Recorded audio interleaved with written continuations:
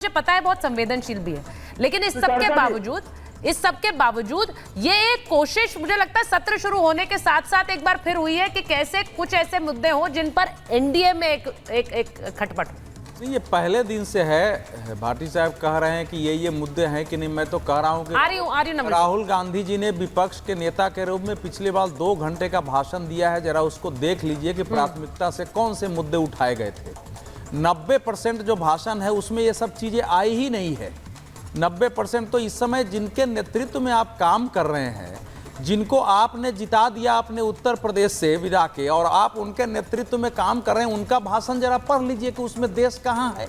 मुझे तो कहीं देश नहीं दिखा दिया। जो आदमी संसद में खड़ा होकर के चलो एक पेपर लिखा हुआ है, सरकार को घेरे, वो कहे कि भारतीय परीक्षा प्रणाली ही जो है धोखा है, और यहाँ अमीर लोगों को पता है कि हम पूरी प्रणाली को खरीद सकते हैं। आखिर ये कैसी भाषा है? कल उनके हाथ में भी सरकार आएगी।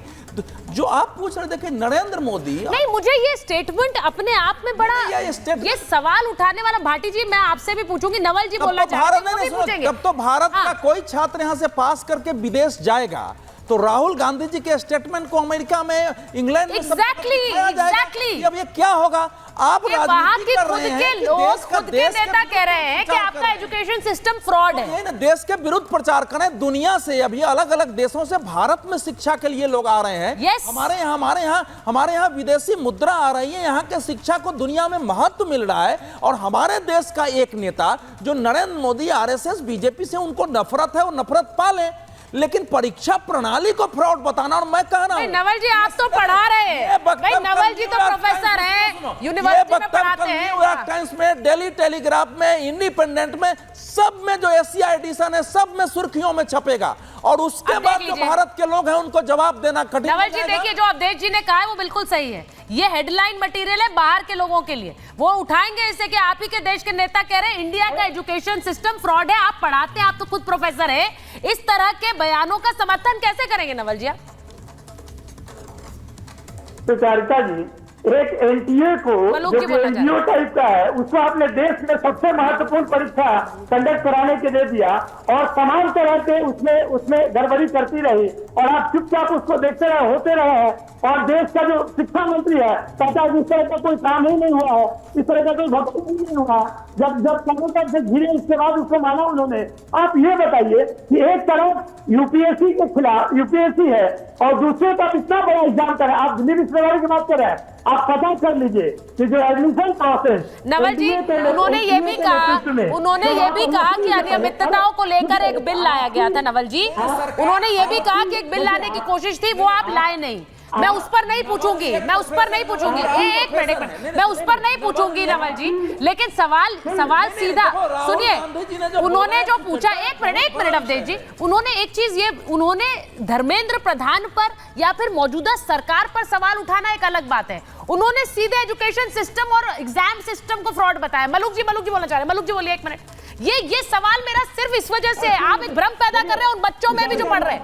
मलुक जी देखिए, आप देखिए सुचरिता जी, देखिए पार्लियामेंट में बोलना, मेरा 17वीं लोकसभा में 864 मुद्दे उठाए हैं। जो राजकुमार भाटी जी कह रहे थे अभी, देश के संविधान के द्वारा देश की संसद को बनाया गया कि देश के लिए, देश के लोगों के लिए वहां काम करें।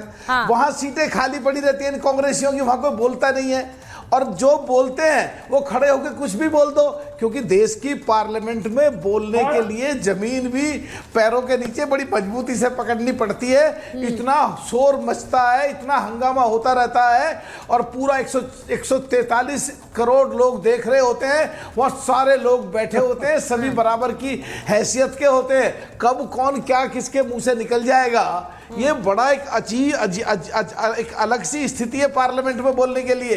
तो पार्लियामेंट में तो बोल नहीं पाते, जो राजकुमार जी कह रहे थे, और बाहर आकर के कुछ का कुछ बोलते रहो, झूठ सच बोलते रहो। पार्लियामेंट में बोलने के लिए जो बोले हैं, देश के खिलाफ बात जाती है, कांग्रेस की जो पूर्व में सरकारें रही हैं, कांग्रेस के जो प्रधानमंत्री रहे, कांग्रेस के जो मिनिस्टर रहे हैं, आपके खिलाफ बोल रहे हैं। इसका मुद्दे पे बात करना चाहते हैं और सुनना चाहते हैं। आप ये बताइए कि प्रधानमंत्री ने चुनाव के दौरान में मां से कितने शब्द बोले, मटन बोले, मछली बोले, मंगलसूत्र बोले, मुजरा बोले, मणिपुर बोले। क्या आप क्या मुद्दे की बात करते हैं? आप सांस में नहीं था तो कुछ भी बताओ के सपोर्ट कीजिएगा।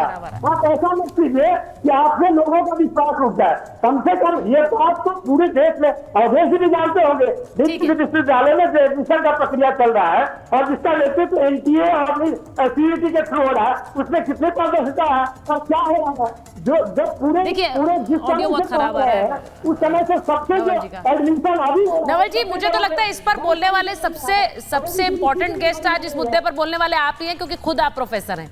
लेकिन सबसे बड़ी समस्या ये है कि ये जो मुद्दे जिन पर इतना हंगामा सदन में किया जा रहा है, ये बात फैक्ट है कि कल की ये हेडलाइन हो जाएगी कि देखिए हमारा भारत का सिस्टम किस तरह से फ्रॉड है। मैं इस पर इसलिए पूछ रही हूं कि आगे चलकर इसमें सुधार की बात करना, भाटी जी बिल्कुल सही बात है, आप कह रहे हैं सुधार की बात ना करें, सवाल ना पूछे, पूछिए सवाल। लेकिन उस जैसे जो बात मलूक जी ने कही कि संसद में क्या बोला जाता है, कैसे बोला जाता है, उसकी एक गरिमा होती है और वो बहुत सोच समझ कर बोलना पड़ेगा, वरना वो किस तरह से यही बयान एक देश के खिलाफ हो जाता है, देश की व्यवस्थाओं के खिलाफ हो जाता है और बाहर में इसकी चर्चा हो जाती है। के शर्मा जी, लास्ट वर्ड जल्दी से बोल लीजिए, समय नहीं है मेरे पास। नहीं, देखिए मलूक जी ने बहुत इंपॉर्टेंट बात बोली है। यही राहुल गांधी ने जब इस संसद में कहा कि हिंदू हिंसक होता है, तो इसका मतलब पूरे विश्व में क्या जाएगा? जितने भारतीय हैं जो विदेशों में रहते हैं, उनके प्रति विश्व का नजरिया क्या होगा? विश्व के लोगों का वो तो देखते ही कहेंगे कि ये तो भारतीय इंडियन है, ये तो हिंसक है, ये तो राहुल गांधी कहते हैं, वहां के जो है प्रतिपक्ष के नेता कहते हैं। यही बात अभी मलूक जी ने जो है अंडरलाइन की है। लेकिन दूसरी बात मैं ये भी कहना चाहता हूं कि राहुल गांधी जो कह रहे हैं कि पेपर को खरीदा जा सकता है, तो ये बताएं कि जो गहलोत सरकार के अंदर जितने पेपर जो है जो लीक हुए, वो गहलोत सरकार ने कितने में बेचे और राहुल गांधी को उसका क्या मिला है? कांग्रेस ने कितने रुपए में बेचे हैं वहां पर पेपर, ये बताएं राहुल गांधी सदन के अंदर। क्योंकि ये आरोप लगा देना कि यहाँ पर पेपर खरीदे जा सकते हैं, परीक्षाएं खरीदी जा सकती हैं, तो गहलोत सरकार में तो बहुत सारे पेपर लीक हुए थे, ठीक, तब तो राहुल गांधी की बोलती बंद थी, तो उन्हें सदन के अंदर ये भी बताना चाहिए। मैं इसीलिए कहना चाहता हूं कि वास्तव में क्या है कि ये केवल और केवल ये मोदी जी के विरोध में देश को बदनाम करना चाहते हैं। इनका उद्देश्य ये की है कि भारत के लोकतंत्र को किस तरह से बदनाम कर दिया जाए, किस तरह से भारत का जो प्रतिष्ठा बढ़ रही है विश्व स्तर पर, उस पर कैसे बट्टा लगाया जाए। ये एक सूत्री कार्यक्रम लेकर कांग्रेस और उसके गठबंधन दल आज देश के अंदर चल रहे हैं। मैं इसीलिए कहना चाहता हूं कि कल बजट का दिन है, बहुत सी उम्मीदें उस बजट से हैं और सिर्फ बजट से नहीं है, इस पूरे सत्र से, क्योंकि कई महत्वपूर्ण बिल पास होने हैं। लेकिन ऐसे में वो तभी हो पाएगा जब दल का नहीं देश का ध्यान होगा। जैसी जो बात प्रधानमंत्री ने कही, दल का नहीं देश का ध्यान होगा और वो दोनों तरफ से होगा। बहुत बहुत धन्यवाद आप सबका महाभारत में जुड़ने के लिए।